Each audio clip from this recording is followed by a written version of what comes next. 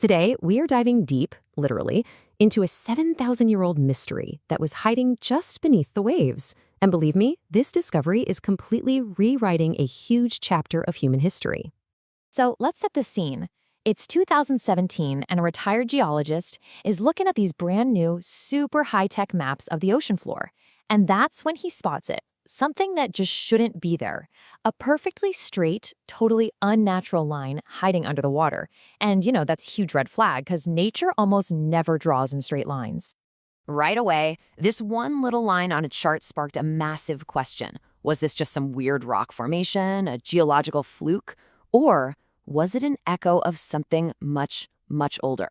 A ghost of a lost world?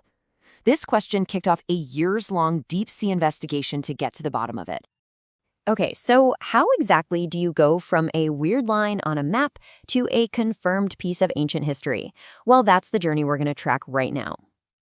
Now, this wasn't a quick process. It actually took 7 years. It all started with that LiDAR imaging, basically lasers that can see through the water. But then, starting in 2022, they sent divers down to actually see it with their own eyes. And in 2024, they finally confirmed it. This was no act of nature. It was a massive, man-made complex. And you can just feel the shock in this quote from the geologist who first spotted it.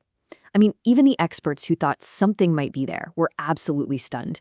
To find ancient ruins this well preserved out in the rough open Atlantic, it was considered pretty much impossible.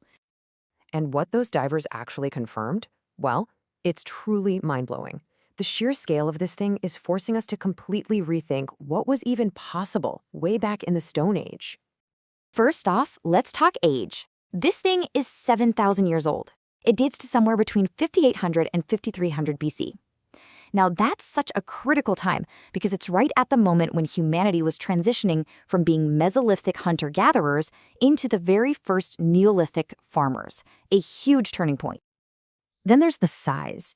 The main wall stretches for 120 meters. To give you some perspective, that is longer than an entire American football field, built across a valley that is now completely underwater. And the weight of it all is just staggering. Researchers estimate that the main wall alone is made of 3,300 tons of granite blocks. This wasn't some weekend project. It was a monumental feat of engineering. And get this, it wasn't just a crude pile of rocks. The main structure, which scientists have named the TAF1 wall, is actually a really sophisticated piece of construction. It's built from carefully stacked blocks, and it's also reinforced with over 60 massive upright monoliths. We're talking huge standing stones. An incredible structure like this just begs the question, who built it?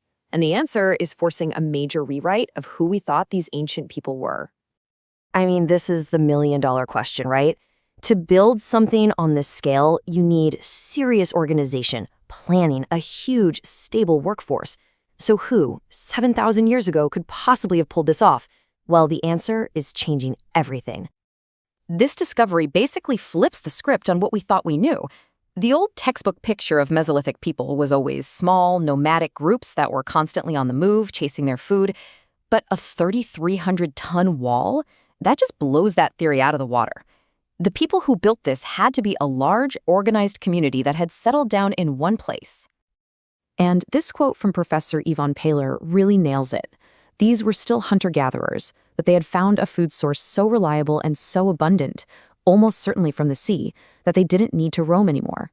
They settled down, and with that stability came the power to organize and build on a scale we never thought was possible for that time. So, okay, we have a good idea of who built it, and we know they were way more advanced than we gave them credit for. But that leads to the most fascinating question of all. Why? Why on earth would you pour so much time and energy into building this colossal wall? Researchers have 3 main theories, and honestly, they could all be true at the same time. It might have been a defensive dike to try and hold back the rising seas, which was a very real threat back then. Or just because of its sheer size, it could have been a powerful territorial marker, a huge "this is ours" sign to any other groups around. But the evidence seems to point most strongly to one primary and frankly ingenious purpose. The leading theory is that this was a gigantic fish trap, or a weir, basically a giant engine for catching food. The design is just perfect for it. When the tide came in, fish would swim right over the wall into the valley. But when the tide went out, they were trapped. And those huge upright monoliths, they were probably the posts from massive nets or wooden fences. This wasn't just fishing. This was industrial-scale food production, the kind that could support a big, settled community. But the true importance of this discovery, it goes way beyond just one wall. It fundamentally reshuffles our entire timeline of human ingenuity and big, monumental construction here in Europe. Just look at this timeline. It really puts it all into perspective. The Sein Island Wall, with its huge standing stones, was built a full 1,000 years before the famous megaliths at Karnak, 2,000 years before Stonehenge, and nearly 3,000 years before the Great Pyramid of Giza. The skills were already there, long before we thought.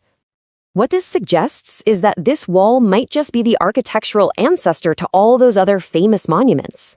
The know-how to cut, move, and stand up multi-ton stones, it wasn't invented to build tombs or temples.